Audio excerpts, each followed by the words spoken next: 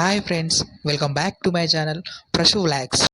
ఈరోజు బతుకమ్మలో మొదటి రోజు ఎంగిలి పూల బతుకమ్మ కాబట్టి ఇంట్లో వాళ్ళు బతుకమ్మ పేరుస్తామంటే పూల కోసం బయటికి వెళ్ళాం ఫ్రెండ్స్. మనకు రోడ్డు మీద వచ్చేసి షాప్ దగ్గర కనబడింది. అందులో బంతి పూలు అండ్ సీతాకోక జడ పూలు కనిపించాయి. తంగెడు పువ్వు అంటే ఇంట్లోనే ఉంది ఫ్రెండ్స్.